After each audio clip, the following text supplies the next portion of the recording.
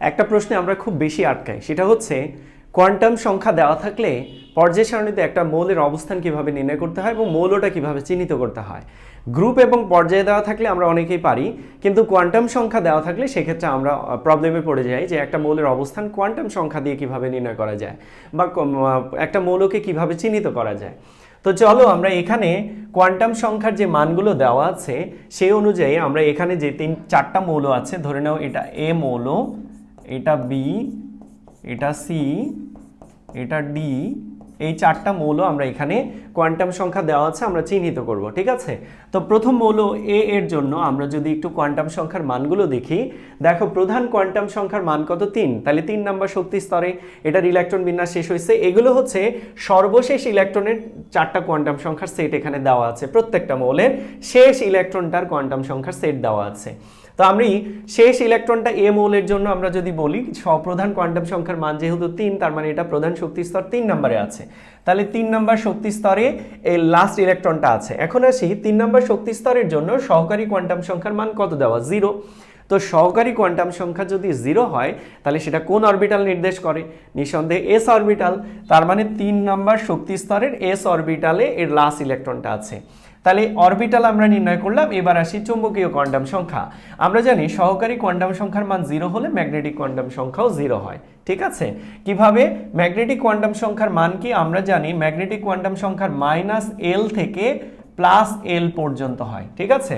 -L থেকে +L পর্যন্ত হয়। তো L এর মান যদি 0 হয় তাহলে M এর মান -0 থেকে +0, অর্থাৎ শুধু 0ই হবে। এখন আসি স্পিন কোয়ান্টাম সংখ্যা। আমরা জানি একটা অরবিটালে সর্বোচ্চ 2টা ইলেকট্রন থাকতে পারে। একটা ইলেকট্রন ঘড়ি কাঁটার দিকে, যেটা আমরা ঊর্ধ্বমুখী তীরচিহ্ন দিয়ে বুঝাই, এরকম আরেকটা হচ্ছে নিম্নমুখী তীরচিহ্ন দিয়ে বুঝাই। প্রথম ইলেকট্রনটা হচ্ছে +½ ঘড়ির কাঁটার দিকের অর্ধাংশ, দ্বিতীয় ইলেকট্রনটা হচ্ছে -½ ঘড়ির কাঁটার বিপরীত দিকের অর্ধাংশ বোঝায়। তাহলে এখানে যে স্পিন কোয়ান্টাম সংখ্যার মানটা দেওয়া, সেটা কোনটা দেওয়া? +½ অর্থাৎ প্রথম ইলেকট্রনটা দেওয়া। তার মানে এই 3s অরবিটালে এখানে একটা ইলেকট্রন আছে।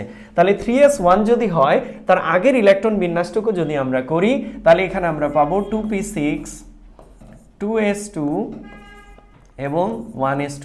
তাহলে দেখো তো মৌলটা কে হয়? মৌলটা কি হয়? এখানে 11 কার পারমাণবিক সংখ্যা?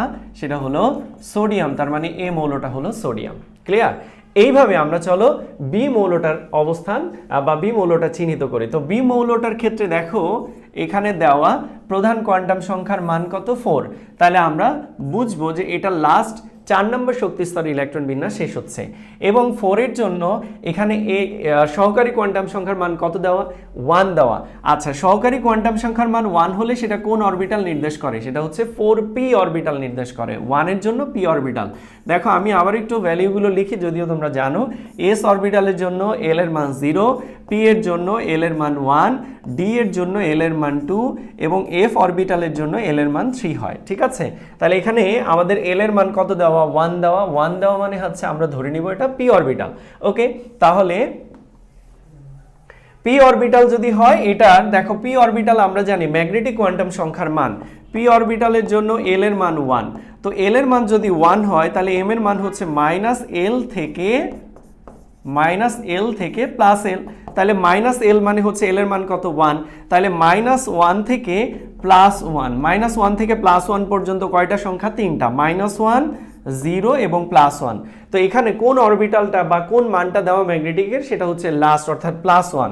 এই যে 3টা m এর মান আমরা পাই, এই 3টা মান 3টা p অরবিটাল থেকে নির্দেশ করে। একটা হচ্ছে px, একটা py এবং আরেকটা হলো pz অরবিটাল নির্দেশ করে। তার মানে আমাদেরকে এখানে +1 দেওয়া ম্যাগনেটিক কোয়ান্টাম সংখ্যার মান, দ্যাট মিনস ওরা pz অরবিটালের কথা বলছে। তার মানে 4p এর আমরা যদি ভাগ করি, প্রথমটা হচ্ছে px, তারপরেরটা হচ্ছে 4py, তারপরেরটা হচ্ছে 4pz। ক্লিয়ার?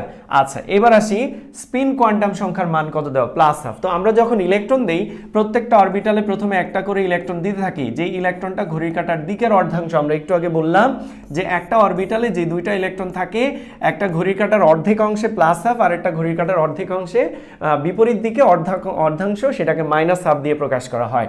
তাহলে এখানে প্রথমে +½ প্রথম ইলেকট্রনটা এখানে যেহেতু প্লাস হাফ দেওয়া আছে তার মানে আমরা ধরে নিব এখানে একটা ইলেকট্রন আছে, ঠিক আছে।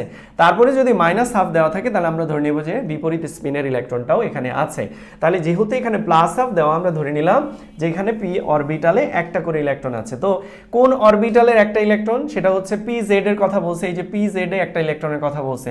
তো পি জেড এ একটা ইলেকট্রন দিতে হলে এক্স আর ওয়াই দিয়ে যেতে হয়। তাহলে এইভাবে ইলেকট্রন বিন্যাসটা হচ্ছে এরকম লাস্টে গিয়ে শেষ হবে। তো এর আগের ইলেকট্রন বিন্যাসগুলো যদি আমরা করি, দেখো 4p তে, তাহলে এখানে আমাদের ইলেকট্রন হচ্ছে কয়টা? 3টা। আচ্ছা 4p এর আগে কে আছে? 3d, তাই না? তারপরে আছে 4s, তারপরে কে? 3p, তারপরে 3s, তারপরে হলো 2p, তারপরে 2s, দেন হলো 1s, তাই না? এই হচ্ছে অরবিটালের সিকোয়েন্স। এখন আমরা ইলেকট্রন দিতে থাকি, ইলেকট্রন দিলে 4p তে 3টা, আমরা এই যে এখানে হিসেব করে পাইলাম যে p তে 3টা ইলেকট্রন আছে। তাহলে d তে কয়টা? d তে আমাদের টোটাল ইলেকট্রন হচ্ছে কয়টা? d তে দিতে হবে হচ্ছে আমাদের 10টা। আচ্ছা s এ কয়টা? 2টা। b তে কয়টা? 6টা। s এ কয়টা? 2টা। আচ্ছা p তে 6টা, s এ 2টা, s এ 2টা। আচ্ছা তাহলে আমরা ইলেকট্রন হিসাব করি, দেখো 2 এই পর্যন্ত হলো 10, আর এই পর্যন্ত হলো 20, আর 10 30, আর 3 33। আচ্ছা 33 পারমাণবিক সংখ্যা বিশিষ্ট মৌলটা কি? আর্সেনিক।